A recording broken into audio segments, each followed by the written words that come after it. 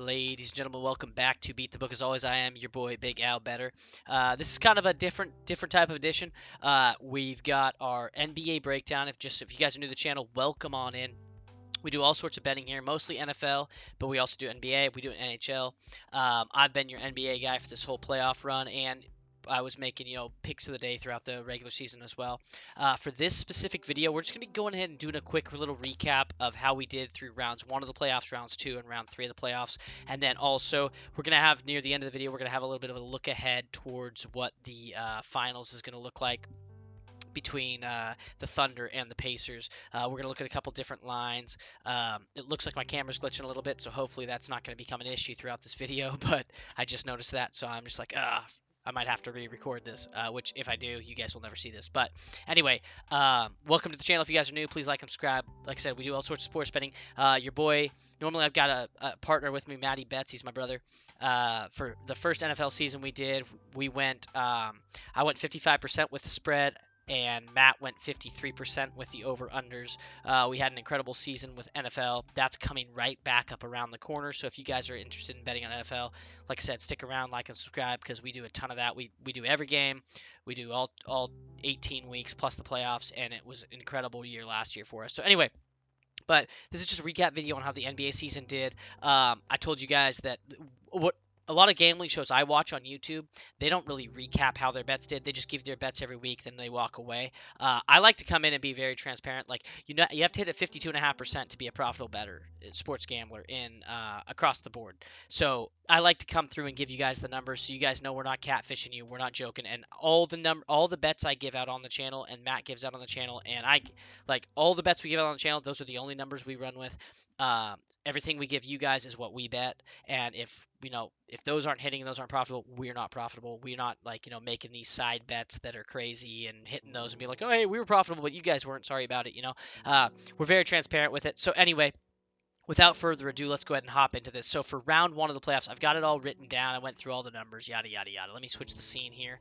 Ka-chow, ka-chang. So here's the full breakdown, right? So for round 1, we had 76 total picks given out. I think we missed 2 days worth of games. One had 4 games on the slate, but for the most part, we got every single game that we gave out. Like I said, if I didn't make a video for it and put it out on the channel, which is one of the days I did not do, it's not included in this because I didn't give you guys picks. But everything that I gave out on this channel is on this up here. So anyway, for round 1, it didn't feel very profitable, and hence it was not. So we went 37 to 76 picks, just short of 50%. We had a 48.6% hit rate. If you guys want to do the math on your own calculators to verify that, go for it. It's right there. Like I said, full transparency on this channel. We went 48% on the first round. No big deal. Not our best work. We had a couple in there that just didn't quite pan out. We had Detroit a lot. They did some damage, but they didn't end up. We lost a bunch with them. And our first, I think, 3 or 4 picks, when I was going back through it, our first 3 or 4 picks were just L's, L's, L's. And then we kind of found it after the first, after game 1's kind of happened, we kind of found it and started to kind of pick it up. But anyway, so we go a little less than 50% on that. Round 2, I was telling you guys, if you guys watch the videos through, this is why it's fun to recap, because if you guys were riding with us that whole time during those videos, I told you guys, hey, round 2 we've been really hot. I said round 1 I think we went 50% because I didn't crunch the numbers till the other day, but during it felt like we were kind of 50%, and we were just under that. But for round 2, I was like, it feels like we've been cooking, and sure enough, we were 30 of 48 total picks, 62.5%. Which is absolutely insane. Any pro would take those numbers. They'd be like, "Yo, that's a great run." And then for round 3, we only had the 2 teams, the 4 teams and 2 series going on, which was T-Wolves and OKC, which I'll talk about that in a second. And then we had the Knicks and the Pacers. We did pretty good. I only gave out 20 picks, so the one game went 5 series, the other game went 6 series. The other series went 6 games. The first series went 5 games. The T-Wolves Thunder 5 games. Knicks Pacers went 6 games. I didn't give any picks for the game 6. You guys don't have to believe me. I was going to be on the Pacers and the over. Both of those would have cashed, so we would have actually been 12 of 22, which would have ticked us up a bit, but whatever. Like I said, we only take what we put out on the channel, and I didn't make a video that day, so it doesn't matter. So we go 50%, which is, slightly under that 52%, but you did make most of your money back. Now, if you look down at this total right here, which is right there, Total was 77, 144 total bets. We hit on 77, so 53.5%. Like I said, going into the video, 52.5% is the break-even line. So if you're anywhere over 52.5%, you're making money. That makes you a professional gambler. And so that is the rate we hit at so far through these playoffs. Obviously, I'm going to add, we'll do one more recap after the finals end, and we've given out those picks to see if we're able to hold this 53.5, tick higher, or maybe we tick a little bit lower. But I'll obviously adjust these numbers as we go through the actual finals, these last 7 potential games that we have at our disposal. For round 3, as just like I said, transparency being the value here, we overvalued the Timberwolves, and what's really funny about that is when they beat the Warriors, I came on here and reacted to it when we were giving out picks for a different series, but I told you guys, I said, I don't know really what to think of these Timberwolves because they beat a Warriors team that didn't have Steph Curry, which I'm a big Warriors fan, but I was like, they lost game 1 when Steph was healthy, and he only played the first half because he pulled the hammy in the second quarter, and then for the rest of the series, they won 4 straight. Just dang dong dang, win it in 5. And I said, I don't know how we're gonna feel about these Timberwolves. I don't know if we're gonna bet them really. Like how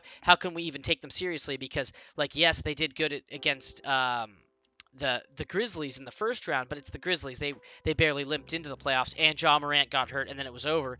But then, all right, no, the T Wolves didn't play whatever. That's not even the point. The point is the Grizz got through, and then they played the Warriors, and they just swept them because the Warriors didn't have Steph. And so I was like, how good really are they, right? And then they play the Thunder, and they get freaking gentlemen swept, which I'm really, in hindsight, upset with myself for even taking it because we were on the Timberwolves basically every single game because we got way more points with them, and I wasn't sure what the Thunder really were because like they looked dominant in the first series. They're the ones that played the Grizzlies. They swept them, right? They killed the Grizzlies. But then in the next round, everybody was like, oh, the Thunder this, Thunder that. But the Nuggets took them the distance. They took them to 7 games, right? And yeah, they killed them in the 7th game, but that was a very close series. And we were on the Nuggets a lot in that series, and they paid us a lot of money. Like, you can look at round 2, 62.5%. Like, that's not a joke. That's really, really good betting. So yeah, I figured I played it with the Timberwolves kind of the same way I played it with the Nuggets, which was take the underdog with all the points. But the difference is the Nuggets much better team than the Timberwolves happen to be. And so just kind of I don't know if I want to say a blind spot, but a missed opportunity on my part. If I would have just flipped it and said, let's just take the favorite, let's take the Thunder, let's ride this train. They've been killing people, and we would have just taken them on the spread for the whole series. We would have gone 3 of the 5 games. Instead, we went 2 of the 3 games. So that obviously tweaks the percentage when you only have 20 total picks, right? It's only 1 pick.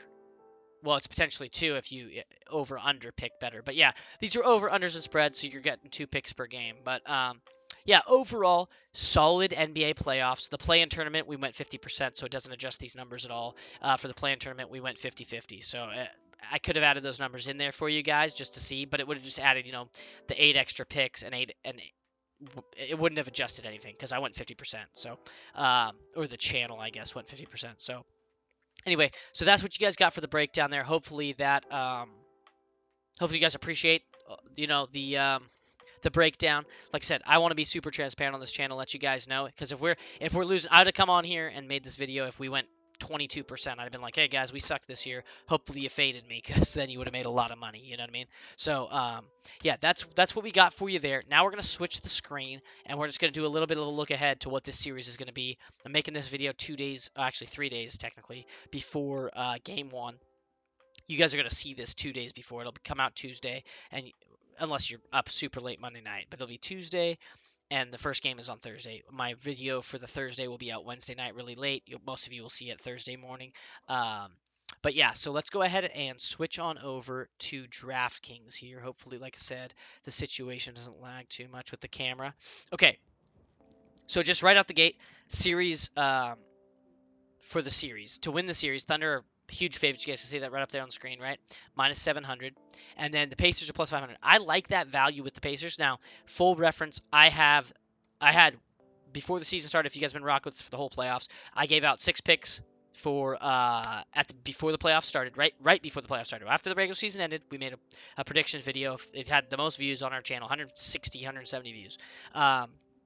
made a video with our predictions for who would win the finals. We had the Knicks, we had the Cavaliers, we had the Pacers, we had the not the Thunder. We faded the Thunder and the Celtics, who were the two favorites. We had the Rockets, we had the Nuggets, and we had the Clippers. No, we had the Lakers. Anyway, so we had the Pacers. Obviously, they're in the finals now. It was a plus 8,500 ticket, so that's pretty awesome. That's alive still, which if that hits, that'd be awesome. But right here, if you guys just think the Pacers have a chance, plus 500 is incredible, especially since the Thunder are minus 700. Now, you might be saying, like, why would I want to throw my money away? It's like, I'm not saying to throw like a full unit on it, but if you just wanted to dabble a little bit, that's worth a splash, I feel like, at plus 500. But what I really like in here, and I just saw these 10 minutes before I went live, but you go to series spread, right? This is an interesting area, right? So if you think this thing ends 4-1 Thunder, right? Then you'd be on the Thunder minus 1.5 games for sure at minus 275 because they got to win this thing by 2 games. If they go 4-1, they're going to win this thing by a lot. But what I'm kind of interested in here is this Pacers plus 1.5. If you think the Pacers can force us game 6, if they just lose, what? I guess, yeah, 3-3. If it goes, a 4-2 doesn't get it for you. So they'd have to force a game 7, right? Yeah, because then they'd lose by 1. But if you think the Pacers can force a game 7, you get plus 220. That feels worth it because I think the Pacers are going to give them a lot of fight. But then look at here. Pacers plus 2.5. If they just don't get gentlemen swept, plus 120, that feels like a pretty good value on a betting slip. So I think if you're looking at that, I kind of like the Pacers plus the 2.5 here. If you guys just wanted to make a series spread bet, I think Pacers plus 2.5 is actually a pretty good. I don't see them getting gentlemen swept here. I could be wrong. I think they're going to win at home. I think the Thunder win at home, and then I think you get, I think Pacers plus 2.5 is a great bet at plus 120.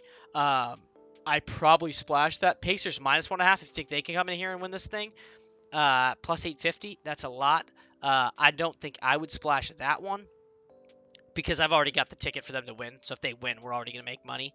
But yeah, Pacers plus 2.5, I feel like is kind of the best value here. Also, if you think we can get to a game 7, Pacers plus 1.5 is actually a pretty good deal too.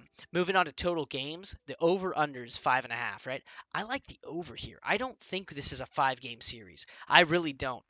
Maybe I'm wrong. You guys let me know in the comments what you guys have seen from this playoff series. I think when you look at a matchup, and like I said, I'll dive more into this in the Game 1 breakdown because I got to do a little more research on if these guys played each other in the regular season, yada, yada, yada. But based on how we've seen these two teams in the playoffs, they both play really fast.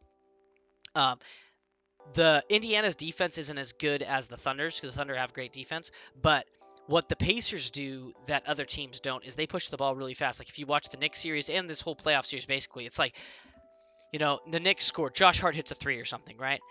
They're getting that ball inbounds, and Halliburton's throwing that down to Siakam, who's running a fast break, like, instantly. It's like, as soon as it's coming out of the net, they're already passing that sucker in and running it up the court. And you have to get back. Like, if you just take that shot and hold the pose for a second, you're already losing because they're already running it back. And I think that's a way the Pacers are going to be able to push this pace with the Thunder.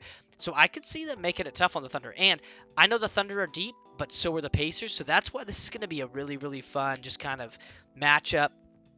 And honestly should be an awesome finals. Like, you got two of the best teams. Obviously, we've seen Halliburton go for 30 plus in a couple games. We've seen Shea obviously lead the whole league in scoring. Siakam had 2 or 3 30-point games against the Knicks.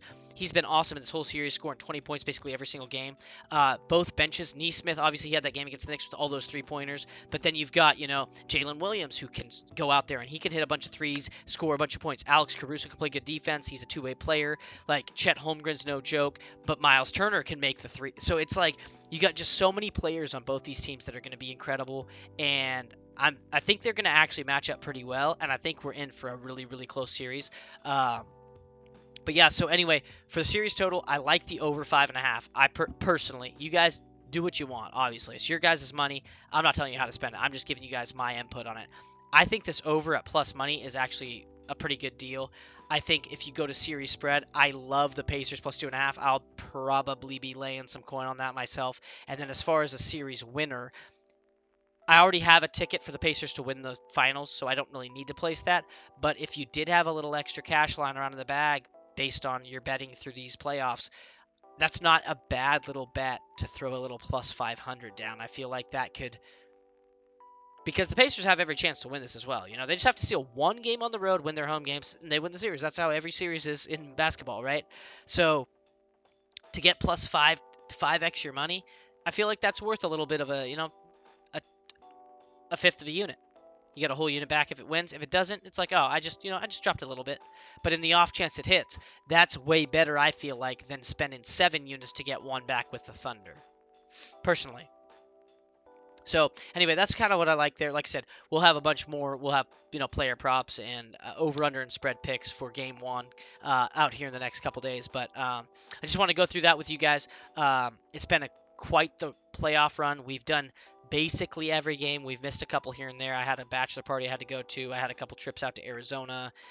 Life comes in here and does what life does. So we're not perfect as far as that goes. But just wanted to come out here and help you guys with that and give you guys kind of an update. And then, yeah, here's your numbers once again for rounds 1, 2, 3, and 4. 37 to 76 for 48% in round 1.